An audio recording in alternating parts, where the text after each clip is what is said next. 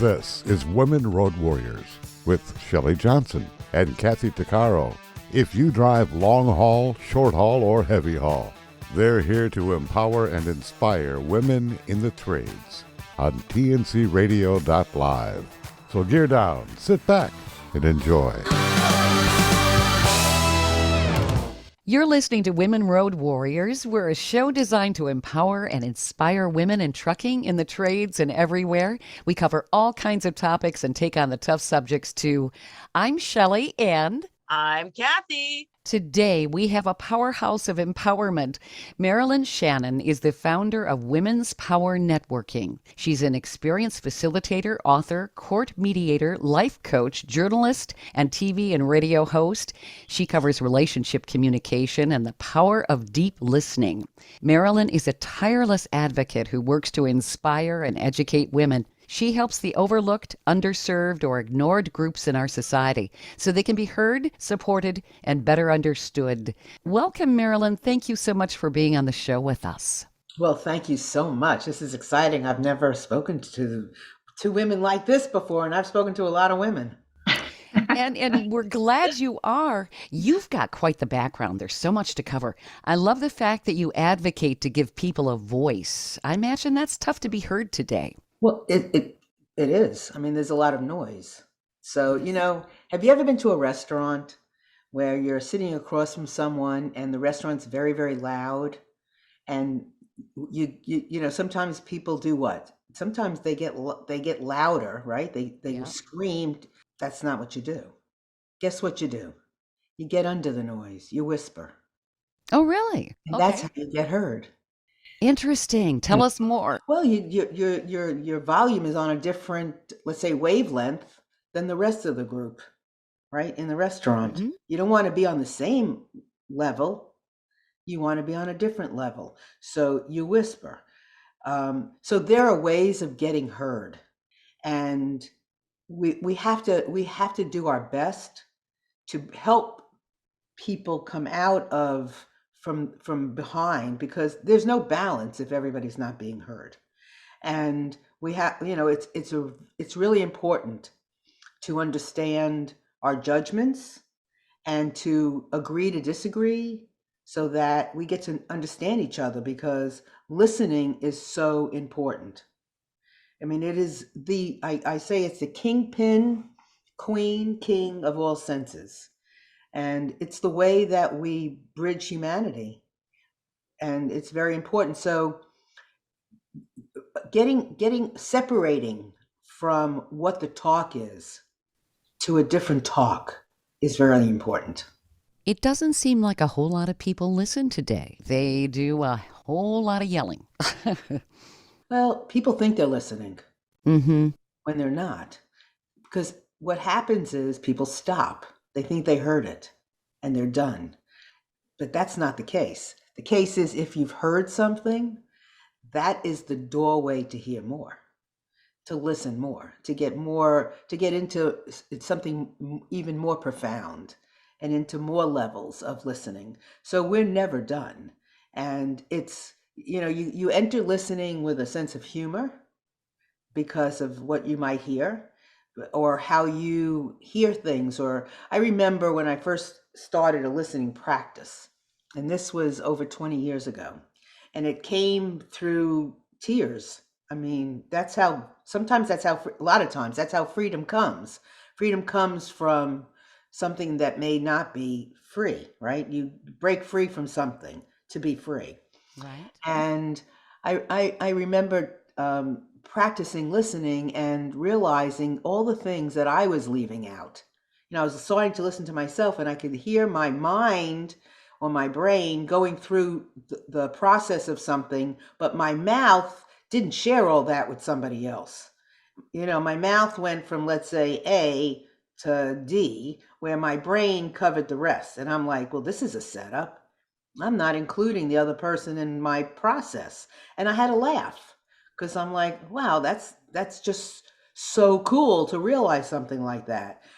So listening really affords you an opportunity. I don't have 1 million degrees.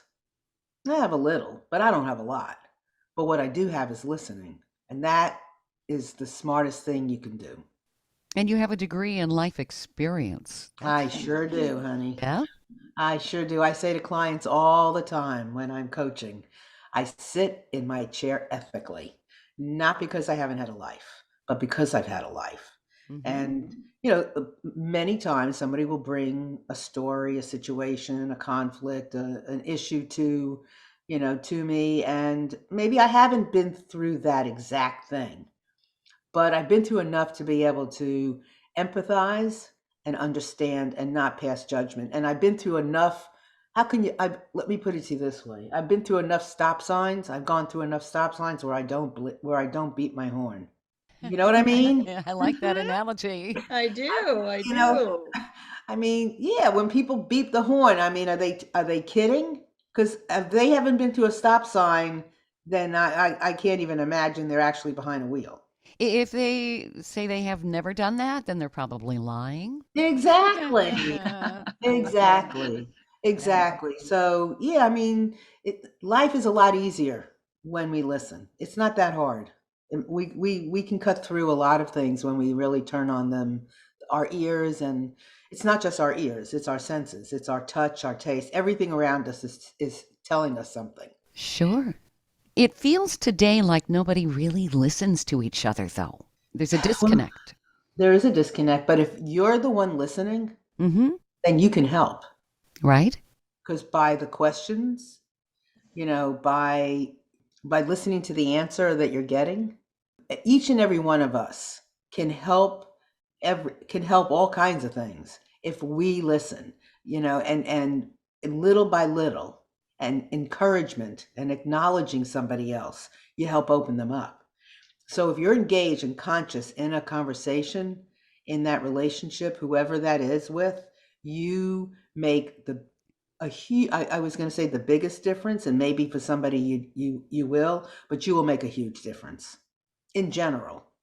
And And that goes in everyday conversation, even in the simplest things that you might not think is important. I mean, give, for example, just two people having a conversation, and the one person is always looking at his phone, his or her Right. phone, Yeah. always down and looking up at the person, pretending to listen, but then being Oh, that drives distracted me by the crazy. phone. And Exactly. you're trying to share something, and you say, "Are you listening?" "Oh, yeah, I'm listening," but they're actually looking at their phone. How can you be listening when your attention is divided maybe in 3 places on that phone, You right? can't, Yeah. exactly. You can't. So what do you do when you're talking to somebody and they've got a phone and they're like glued to it? What do you do? How do you break that experience, that glue? Actually, I'm pretty blunt. I just say, "Hey, would you mind putting that down for a minute?" And Yeah, Carol, yeah. eyes up here, eyes up here. Good for yeah. I you. mean, that works. Yep. Yeah, and yeah, that works. Snap them out of it. Hey, back to reality. Look up. I'm here. Yeah, that works. That's exactly right. I tell people, use your words. Yeah. I mean, use the words we got. I mean, be Basics, honest. words. Yeah, be Most people honest. use their thumbs today. They're texting. Yeah, Yeah. exactly. Exactly. Use your words. I mean, if you're in that situation like Kathy just said, Yep. you can very easily say to somebody, "Hey, Sarah, I noticed you're on your phone. Should we talk later?" Yeah. Mhm. Just, yeah. Yeah. I mean, use your words. Yeah. So Marilyn, what exactly do you do? But everything I do, Shelley, is connected. Everything, I do different things, but it's all for the same reason. I am here to re-enchant this planet.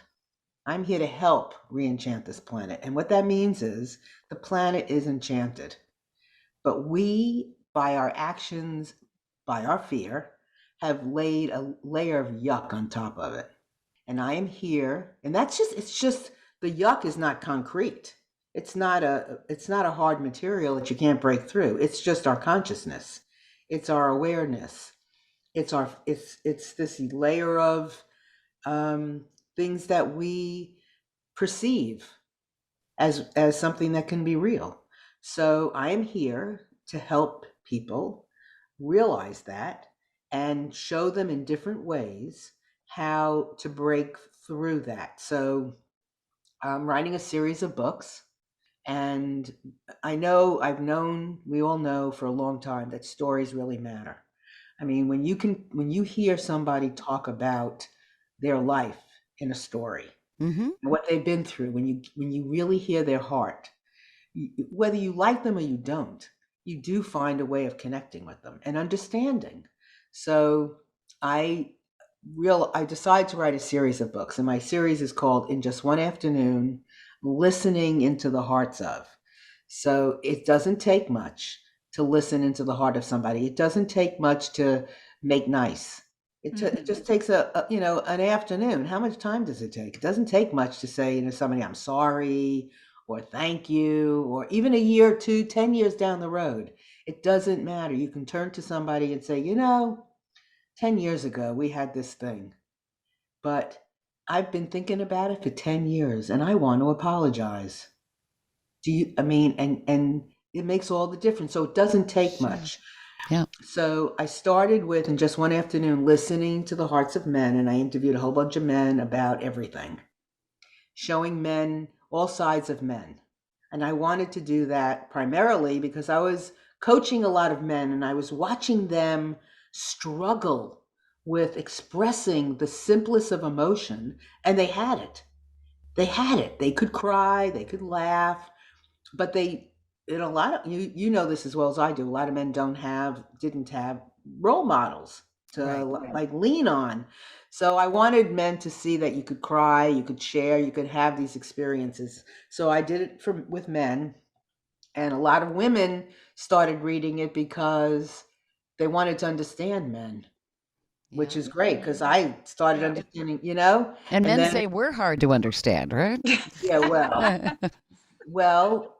that's an interesting dichotomy. So, we women have had the gift to be able to communicate.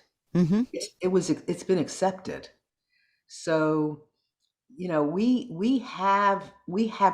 can do multiple things at one time if we have to. We've been taught to do that. I mean, it's in our genes, it's in our cells, it's in our bloodstream. I mean, we Yep. just, we can do that. So, men, and we ask questions fast Mm-hmm. and we process faster in some cases. So, yeah, we confuse men. Yes, we do. We do. We Most Yes, we confuse definitely. men. do. We do. There's no question. Yeah, we do. And so women started, reading it. And then the next one was twins. And just one afternoon, listening to the hearts of twins. I chose twins because my mother and my aunt are now 96. Oh, And they are pretty wonderful. crazy, two crazy women. They're very powerful. They're conscious. They, thank God, drive their children nuts. But they do it we're grateful that they drive us nuts because at 96, you don't get two women like this. No. No, yeah, I mean, if I showed you a picture, you just couldn't believe it.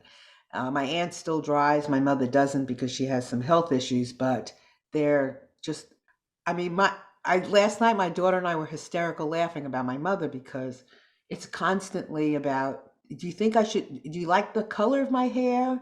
Do you think the back should be shorter? And she's going to parties next week because of the holidays and she wants to know what she should wear. It is constant. It isn't just one time, and it's wonderful because Mm. they're the way they are. And twins teach us a lot about relationships. They have an uncanny ability to make nice and get along. They have this unconditional love, and I'm like, we're all from, if you think about it, and this sounds crazy and a little woo woo, but it's okay.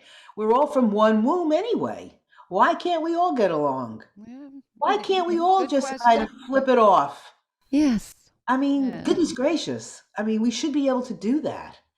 And twins do that. I mean, there's some that have, challenges, and I could tell you some horrifying stories about some twins that I interviewed, but they teach you. I mean, if you want to parent twins, you're going to be the best parent there is. Sibling rivalry, you name it. They're really great at it. Conflict resolution, oh my God. They just know how to do it. And then it was millennials, and just one afternoon listening to lots of millennials because millennials get a bad rap. And nobody should get a bad rap. Nobody. Because there's a reason for things. Millennials are not in the basement because they just want to do nothing. The ones that are in the basement are they really, some of them can't get like jobs. They've gone to college, they get degrees. It's cost them all these thousands of dollars. They don't want to wash dishes. Who does? Right. And they have so much, but they really care about things. And I really like millennials. So, and then the most recent one was people impacted by opioid addiction. And that was a whole nother avenue. And when you talk to people who shoot up, and you listen to their stories on how they got started, it's amazing. You don't look at somebody shooting up the same way again. And that's the point of listening into somebody's heart, is whether they're, I interviewed, trans men, I interviewed people in prison. When you hear them, you can't dislike them. It may not be your path, but you can see how somebody, if you open up your ears and your heart, you can see how somebody could choose something. I was introduced to this woman who, a 40-year-old magnificent woman, who started dating a guy who was shooting up. Now, I wouldn't do that. Yeah. Can you imagine the life that you have when you're involved with somebody who's got that disease? Constant chaos. Oh my God. Yeah, it is. Constant drama, constant chaos. And when I went into the interview, I have to tell you the truth, I was like, I wanted to shake her up. I'm like, how can you do that? How could you get involved with somebody? It took me not that long after listening to her. Mm-hmm. And it changed my perspective. And she just said, he's wonderful. He's loyal. He loves me. He cares about me. He works hard. But oh, by the way, when he was in college, he tried something and can't get off of it. Yep. And it's really hard. And so I interviewed a lot of people. Now my next book is Black Fathers. And I'm very anxious to get that done, because Black daddies have a lot to teach. It's amazing how engaged and I don't do it that way. Mm-hmm. I see a Black man with, and I say, do you have children?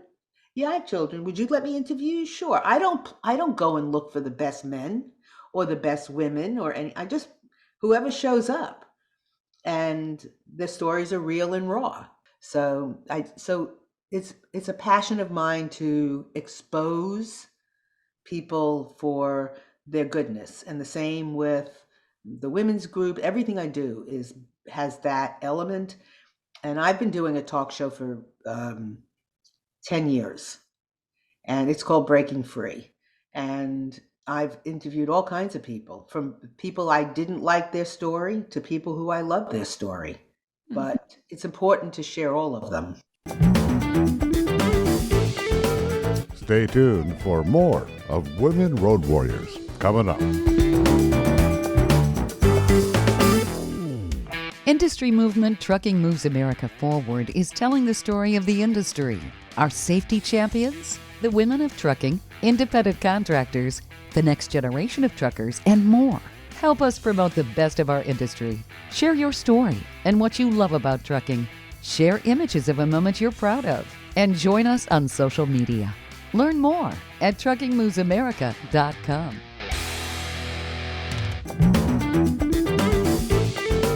Welcome back to Women Road Warriors with Shelley Johnson and Kathy Tuccaro.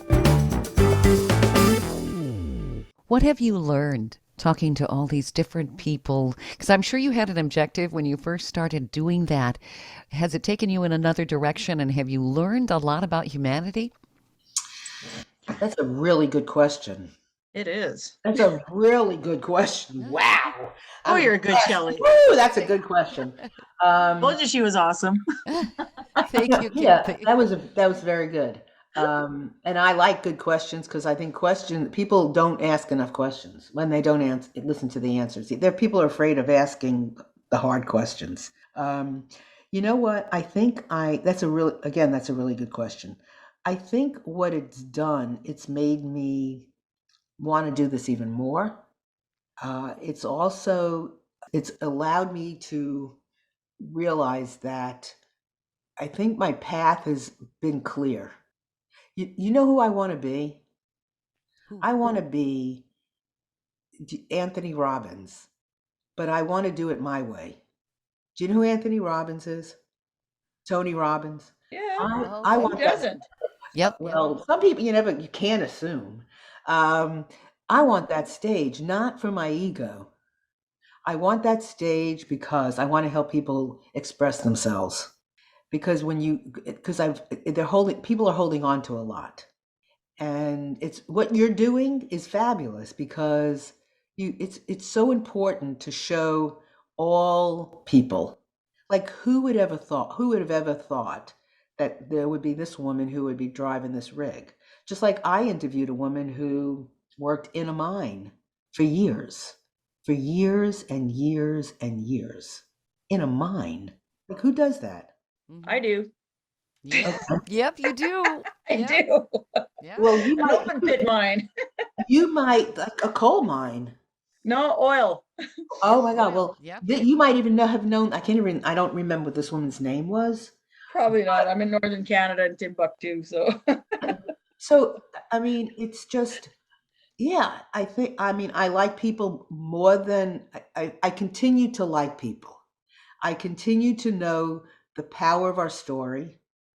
I continue to want to do everything that I'm doing. Would you say that people stop listening and don't really know each other because they're always casting blame somewhere? I know women are quick to blame themselves, but it seems like there's a lot of blame being bounced around today.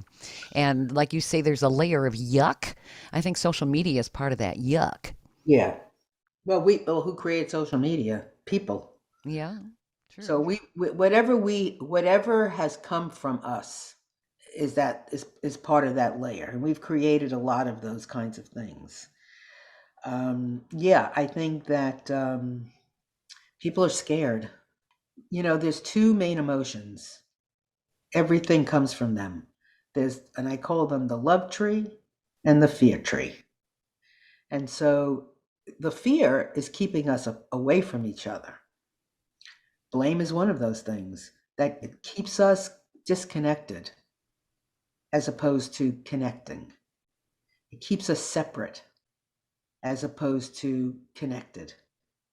So, yeah, I mean, people are scared of, they can't. And here's the other thing that I think is really important. A lot of people have not been taught life skills growing up. I mean, life skills, simple life skills, they can't cope. Yeah. yeah, that's so true. I think that's more so today. At least that's what I've been observing. Yeah. So, what are you observing? Uh, Not the inability to make a decision or the fear to make a Uh-huh. decision is one of them I see. Yep. So, okay, so that's interesting. So making decisions. If you are a creative person, Mm-hmm. creative people have a hard time making decisions. You know why? Why? Because they see all the possibilities. They see the different. They see Yeah. right. Yeah. They see the different colors of gray and red and blue. How can they choose? Sure. Yeah. That is my problem. I am a Gemini too. So man, I have 8 hamsters and one wheel in this noggin. I There you see, oh, go. that looks good. Oh, I could Yeah. do that. I could do this. Oh, look at Absolutely. that. I could do this Okay. too. And That's I'm a why. Pisces, so yeah, that's a creative sign Yeah. too. Yeah. So that's why creative people have a really hard time. Okay. Now, the other side of the coin of making decisions is are people who are what I call the beers, the being people. Those are people who are in their hearts a lot, and they have a security issue, and making decisions are tough because you're right. I mean, if I do this, I'm scared I'll do it wrong, and that some people have been like emotionally beaten up a lot, so they have a really hard time narrowing down and like saying, okay, putting a stake in the ground and saying, okay, this is my choice, with the fear that they're doing it wrong. So they're not the same. So there's, it's the people who are real creative have a hard time. They're not doing it because they're necessarily scared, even though, there can be some of that, but their driver is their creativity. And on the other flip side are the people who are emotional and have self-esteem stuff, because that's where self-esteem comes from, and they can't make a decision because they have their fear. So it's two different things. Where does anger come in? Is that on the fear side? Yeah. Yeah. And can you figure, I mean, why would you say that? You're absolutely right. Why would you say that? Because there seems to be a lot of anger I see with people today. Mm-hmm. Yeah. And of course, that interferes with communication. I was just going to say, when you're angry, you certainly don't listen. Right. You really don't. Yeah. No. No, you put that big glob of stuff between you and somebody else, anger. I mean, think about, where anger is coming from. It's like not having enough information, feeling slighted, feeling like you're not listened to, so if you feel good about yourself, then anger doesn't, you just say it, use your words, and you can dissipate a lot of anger. Mm-hmm. So yeah, anger, anything that's not from love is from fear of not being good enough. Yeah. Oh, yeah. And I think women suffer from that Oh more yeah. than men. Mhm. Women are better, though, at venting. I Mhm. think that's what we all like to call it. When I don't have anybody to talk to, I go in my bedroom and vent. You'd swear I answer myself too. Yeah. But we have more people to vent to. So the women's group that I'm in, 8 of us came together and wrote a book together.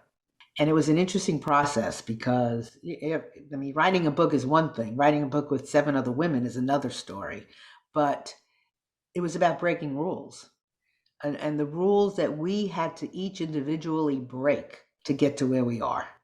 So it was very interesting what these women had said, and we want to like create this movement for women to be comfortable and break rules. I mean, whose rule? Whose rule are we ruling with anyway? I mean, whose rule are you breaking anyway? I mean, somebody said this should be a rule, and let's not let it's one person, or it's 2 Right. people, or becomes 100 people. Sure. Is it a rule or an indoctrination that holds Yeah, us well, back? yeah. Yeah. Boundary, rule, indoctrination, absolutely. So we get to do those things, and I think men and women are breaking rules differently. How are women breaking rules that are different than men? Well, and here's where men have been given more permission to break rules. Yeah. I've Not always even to perceived listen to that. the rules that, I mean, have been given, or Mm-hmm. It's So true. yeah, Yeah. People perceive something that a man's saying differently. He could be absolutely angry and blowing up on you and saying all kinds of stuff that if a woman said it, oh, they have nasty words to describe her. absolutely, and You they know? use them too. Yeah. Yeah, Yeah. they're emotional. They're they're this, they're that. We're coming. I remember years and years and years ago. I was, oh gosh, I was in my 20s. My first husband was in the furniture business, and his family were in the furniture business, and I wanted something to do, and I'm pretty gutsy in that way. I like, all I have to do is, somebody says to me, "Do you wanna?" And I'm like, "Sure." I don't even care what comes after wanna. So I wanted to open up a store, a gift store, furniture store, whatever. Mm-hmm. And so I started the process. And I remember one of the reps, the furniture reps that I was working with, said to me, "Well, it's a nice hobby." I was so offended. Oh, yeah. Oh man, but see, in those days, I was a lot angrier. So I was going to be vindictive. But he pushed a nerve. He pushed that button in me where I'm thinking to maybe he's right. Same thing when I went to the furniture market for the first time, and I would walk into these furniture spaces and the men wouldn't get up to wait on me. They didn't take me seriously. Yeah. So the underneath button is, well, maybe I'm not worthy. Or maybe they, I'm really not going to do that well. And that's the fear part. Yep. But I was going to show them. And I said to myself, when I walked into that furniture market that day, you know what? One day they're all going to get up and come over and help me. That's right. I'll show you. Mhm. I'll Yep. show you. And I Yep. did that. I Good did for that. you. Oh yeah. Now I do that same kinds of things, but not with that anger and not to show you. I'm doing it for reasons like the opioid stuff. What's going on? Kids dying and people, using substances and people not understanding what the whole thing is about is horrific. Yes, it is. And so, yeah, it's awful. So my thing is I'm going to make a difference with this. Not because, listen, I would be so happy just sitting on my chair listening to an audiobook every day and sometimes not doing anything. But there are things that have to be done. And there are things that I see that I can't walk away from. You're being a champion. So important. How do women in the transportation industry find their voice and find the empowerment you're talking about? Well, let me turn. Can I turn that around? Can I take your question and ask Shelley? Uh-huh. So Shelley, Mm-hmm. what do you see in the women that you are involved with? In the transportation industry? Yeah. They're very independent and very powerful. And Okay. but I'm not sure they were always that way. I'm sure at some time in their life they might have had questions. Can I do this? I mean, Kathy, did you have questions when you first started? Like, ooh, can I do this? Absolutely. Especially coming from a background where men were not the greatest or very intimidating, and stepping into a world of men coming from my background was very, very intimidating. But I had lots of questions. But the one thing that I can tell you that I noticed is that the women who operate heavy equipment are a little bit different in the sense of from say women in the corporate world, in the sense that they have a willingness to challenge, a willingness to try it, that feel the fear and do it anyway. Like when I talk to women in the locker room and they're trying something new, they're training on a new piece of equipment and they're telling me that they're shaking in their boots and they want to puke, but they're still doing it. So when sometimes when you talk to other people and they would you try this? They're like, oh no, I could never do that. So there's a difference in, I don't know if it's a consciousness thing or what it is, but It all automatically they're breaking a barrier. They're breaking a judgment by the mere fact that they have entered into a career that is like jaw dropping. When you share what you're doing, my jaw drops. yeah. I'm like, wow, you know. So I think that they probably, it might be very interesting because I think that and this is not a judgment. I'm curious. When women go into doing these kinds of, having these kinds of careers, are they just going into it hard or are they also being reflective? I think they're both. Okay. Both, absolutely. I mean, what my main, one of my goals anyway, in as I'm facing, getting into the public eye more and more, is to bring to the attention that to break the stigma that women operating, in the trades, or whether it's trucking or operating equipment, that they can be super feminine and still operate, and not because there's a stigma that, you're either you look like a man, you dress like a man, and you act like a man, when in reality it's not. So people are kind of shocked when they see my picture, and I'm dressed to the nines. I got nails, I got heels, I got my hair and makeup, and I look smoking hot. And they look at me operating the biggest truck in the world, and they're like, "What? Like you do that?" I'm like, "Yeah, I do." So I'm trying to break that, to bring So femininity that, back yeah, into the very world. important. And you know what? I would even invite you to come speak at one of my women's things. Oh, I would Kathy, love awesome, that. Kathy. Yeah, because women, people need to see this. So, and I would say to the women who are doing these kinds of jobs like you, who are out of the box in whatever to Yeah. speak, we need you to speak up. Yeah. We need you to be out here and showing us, the other women, and showing the rest of our communities, men included, Mm-hmm. who you are and what matters to you. That's right. Stand up and have that voice. And I encourage all my coworkers to do the same. Right. Yep. A lot of them Everybody. don't. So I'm pretty much the voice for my work at the same time for all the Yeah. women. There's not a whole lot of women to begin with. So I want to make sure that all of us as a whole are heard. Yeah, So and we owe it to our kids. We owe it to these young women, and we also, and I have to tell you, a lot of men aren't speaking up either. We need to push the men too. I mean, I really like yesterday I was in a call with a group of people about opioid stuff, and most of them have lost a child. I have not lost, thank God, anybody. I'm doing it because I see it, I see something I need to do. But a lot of these people that I associate with now on a fairly regular basis have lost like a child. Yeah. And you see mostly mamas. You don't see a lot of daddies. Mm-hmm. And I was in a call yesterday and I was encouraging the daddies to get other daddies because daddies need to see each other. And we need everybody to feel good or to feel hopeful obviously you can't feel good all the time and happy, right?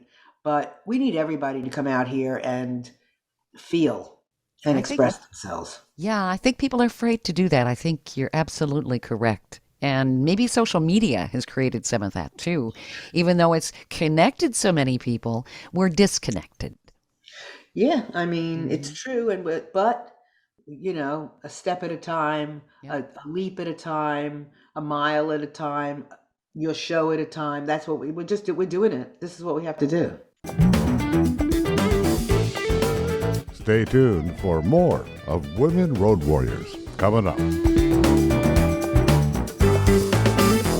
Did you know that 80% of America's communities rely on trucking alone to deliver their goods? The trucking industry keeps America running thanks to the 3.6 million professional truck drivers traveling over 300 billion miles a year. Industry movement Trucking Moves America Forward, or TMAF, tells the story of trucking and its positive impact on our economy, communities, and lives. Learn how you can be part of the industry movement working to build a strong image of trucking by visiting truckingmovesamerica.com.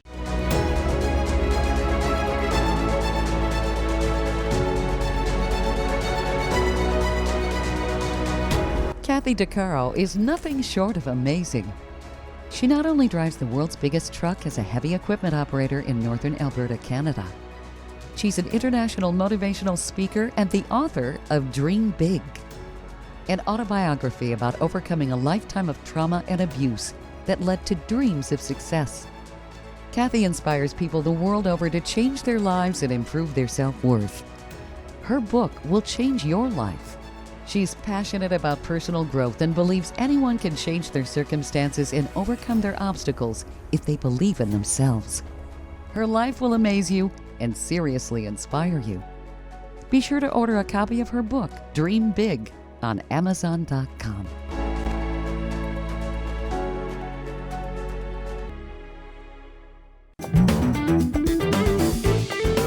Welcome back to Women Road Warriors with Shelley Johnson and Kathy Tuccaro. So how do women empower themselves in your mind, Marilyn? Is there maybe a summary that you could give as a takeaway for some of the ladies listening on to this episode? Have a community, find people that you can really talk to and express yourself. And if someone in your life is not that person, but they have to be in your life, that's fine. Maybe it's a mother, it's a sister, it's a cousin, it's a sister-in-law, whoever it is has to be in your life, but they don't share the same, path that you do. It's okay to keep them in your life. It's okay to plant a seed with them, but find those women that can go to where you want to go.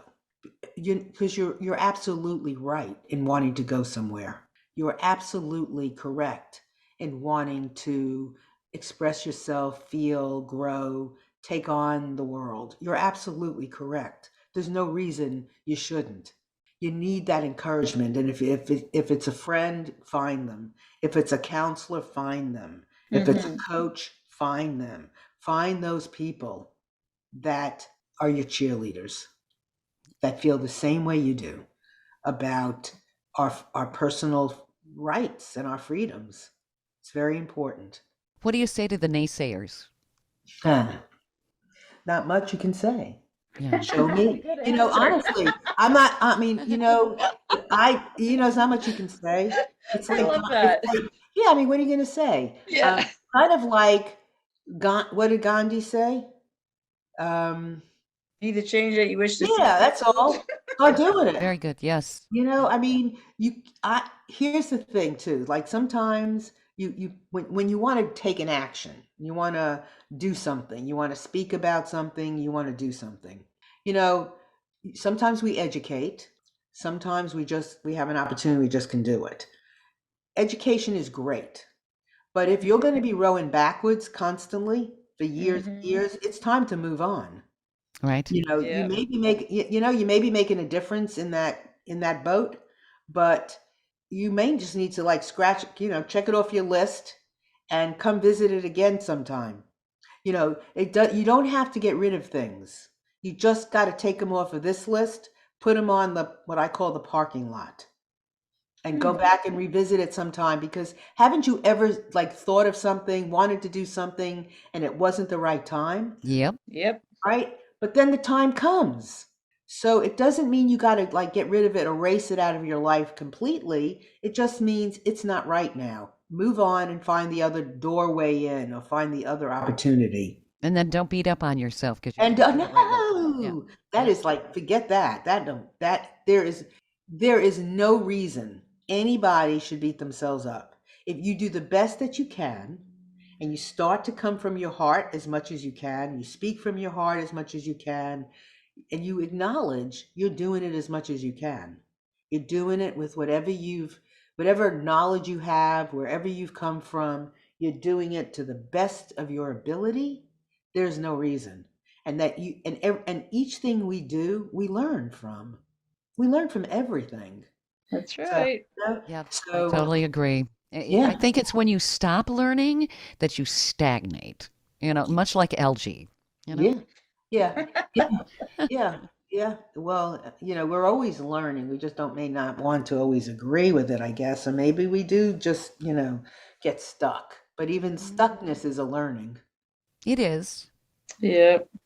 So what is your network about, Marilyn? I don't think we had talked as in depth on that. Yeah. Oh, I was going to ask that. Yes. Thank you. Yeah. So about 14 years old, we started with these chapters that met weekly called Coffee and Contacts. And they, there was a specific agenda. And, it's about, women know how to connect, right? We know better than men on how to build a relationship. So it's all about relationships. Mm-hmm. So we started about 14 years ago with Coffee and Contacts, and then we would do Cocktail and Contacts at night. We would like open it up and have parties and stuff. So that's how we morphed into creating women's power networking, so that we had an umbrella that we could fit other things in. And so before COVID, we had chapters in 3 or 4 states, and it was busy. I mean, it's women, it's busy and there's a lot going on, and it was pretty extraordinary actually. And then COVID. Yeah. So you know how things ebb and flow, right? So sure. You go up, and then you kind of level out, and then you take a plunge. But it was a lot. And here I am doing all these other things that have meaning, more, not more meaning, but have new meaning for me. I was involved. I'm doing an opioid summit. I'm doing all these different things, and I want to work on this Black Fathers book, and I have other books that I want to work on. And I want to speak more and I want to do these podcasts. So I didn't want to take the time to do the women's stuff. It was a choice.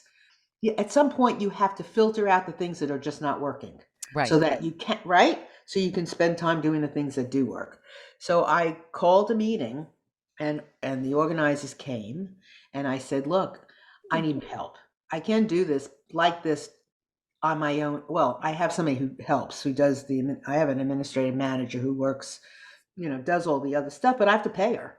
And if people aren't joining, then I don't have money to pay her and I'm paying out of my pocket and I don't want to do this anymore. And all the organizers said, well, we don't want you to give this up. So how can we help? And that was a big lesson. So we worked on it for about, I don't know, a couple of months and we revamped. I often say to people, I didn't want Women's Power Networking to just be part of what was going on and the part of the curve. I wanted to help create the curve. And because we were one of the first all women's networking groups probably in North Carolina, maybe in a lot of places. 15 years ago, 14 years ago, who was doing this? Sure. And women need that for sure. And yes. Oh my God, we do. Well, we do. And I know everybody needs it. So we revamped. We had certain rules. We got rid of the rules. Mm-hmm. So now the chapters, they're not seat exclusive. So you can have multiple realtors in a chapter. You can have multiple people selling insurance in a chapter, multiple coaches in a chapter. And we narrowed down the amount of chapters. And we offer, we're doing skills trainings every month and hard skills, not soft skills, like technology skills. Maybe it's about Canva or it's about, how to work, Google My Business better, but, things like that to improve. Yeah. We're doing more of things like that, and we've had more people join, and it's growing again. We have just a couple minutes, and okay. I want people to be able to reach you. Where do people find you, Marilyn? Well, that's a good question too. So my email, and I love communicating. I love connecting. So I would love for people to contact me at Marilyn, MARILYN, at Marilyn Shannon, SHANNON.com. I'm happy to answer questions. I'm happy to just whatever. It's great. I mean, because, we have to talk. And I have my books are on Amazon. My website is MarilynShannon.com. I'm on Facebook. I'm on Twitter. Marilyn Listens on Twitter. So I'm easy to connect with. And I would, say that I have an open invitation for that. Terrific.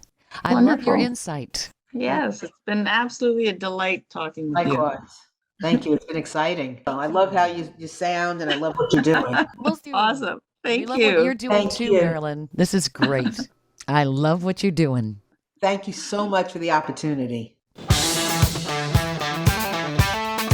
You've been listening to Women Road Warriors with Shelley Johnson and Kathy Tuccaro.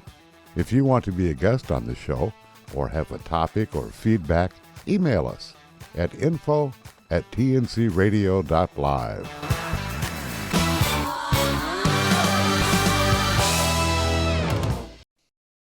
Thank you for listening to another great interview on tncradio.live. All of the material you hear on tncradio.live on our website, our broadcasts, or our podcasts are copyrighted. There can be no distribution without the express consent of tncradio.live and its partners.